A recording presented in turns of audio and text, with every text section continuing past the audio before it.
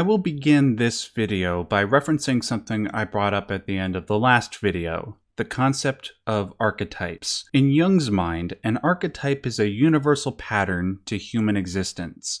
For example, every human being has a biological mother and father. That is a universal pattern, an archetype, for human beings. When it comes to caring for a child, depending on how successful the mother and father are, the closer they come to representing the archetypal or ideal mother and father. Now, these archetypes are obviously ones that occur externally. What about the archetypes that occur internally? That will be the focus of the next 3 chapters. The most accessible of the inner archetypes is the shadow. It is easy to access once one accepts that human beings are imperfect and can have negative qualities. All of those contents about oneself that one doesn't like fall into the shadow. The shadow occupies the unconscious realm of our psyche. While not all unconscious contents are shadow contents, like positive memories one might recall, most remain unconscious because they are difficult to integrate into one's conscious being. I briefly referenced something in the last video that I said would be left for Chapter 4, and I still intend to leave the majority of that discussion for Chapter 4, but it's relevant to bring up again. In order for the ego to grow in consciousness, it needs to integrate unconscious contents and bring them under its control. This integration is called the confrontation with the shadow.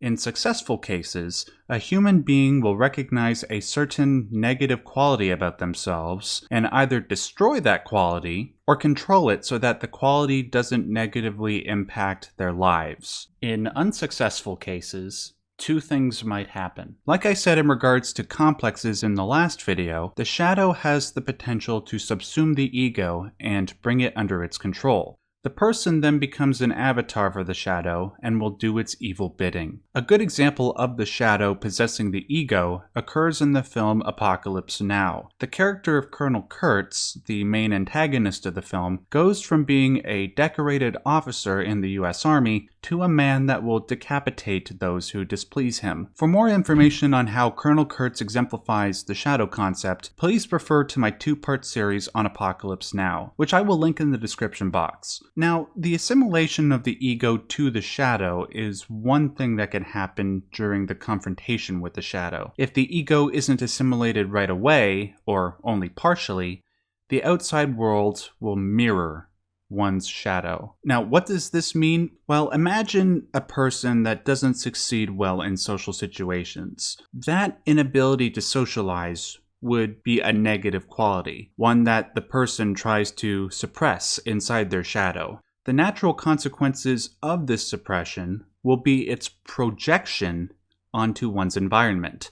Every time that socially awkward person sees people engaged in conversation, they will become resentful and bitter. They will wonder why the world is so malevolent, why people are so terrible and unaccepting of them. If they were to overcome this pitiful state, they might begin to ask how they might be contributing to the problem, how their lack of personality or empathy might cause people to shy away. Until this happens, however, the shadow will continue its projections indefinitely. Confrontations with the shadow continue throughout one's life. These confrontations range from very simple moral lessons to ones that are impossibly bleak. Despite that unfortunate psychological fact, confrontations with the shadow are necessary. There needs to be an unconscious realm to give dimension to the conscious realm.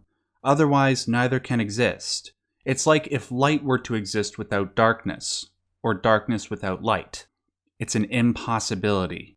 Jung theorized that in order for the ego to grow to its highest peak, the Jungian self, one must confront all of the contents of one's shadow. Only then can one's psychological and physical being achieve perfect balance of the opposites, conscious and unconscious, good and evil, etc. Now, in regards to what Jordan Peterson might find terrifying about this concept, I believe it's self-evident. The notion that there must always be a negative shadow side to every aspect of life, that there has to be a greater darkness to permit greater light, and that we have to encounter it at some point, is nightmarish. At some point, we will all have to be like Winston Smith in 1984, facing the possibility that his face might be eaten by rats. At some point, we will have to be like Kurtz, choosing whether to be a friend or enemy of horror. At some point, we will have to be like Jesus, and face the most brutal of deaths,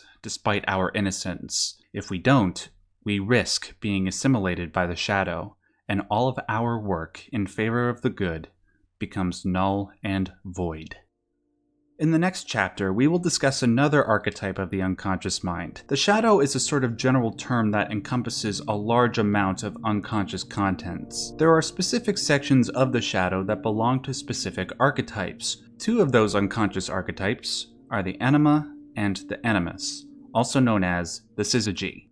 Thanks so much for watching. If you liked this video, make sure to give it a like, that really helps me out a lot. Make sure to subscribe so you can see future videos in this series. Also, if you want to support the work I'm doing here, please consider going over to my Subscribestar page. There are different rewards you will receive depending on how much you donate. If you don't have the capacity to leave a donation, that's totally cool. Really, the most important thing you can do to help me out is share this video. Share it with a fellow Jordan Peterson fan or Jung fan so we can come together and talk about stuff that is intelligent and meaningful for a change. Also, remember to subscribe to both Uber Boyo and Jimmy Boyo for more discussion around Aion and other Jungian content. I'll leave a link to their channels down below in the description box. Until next time, stay yellow.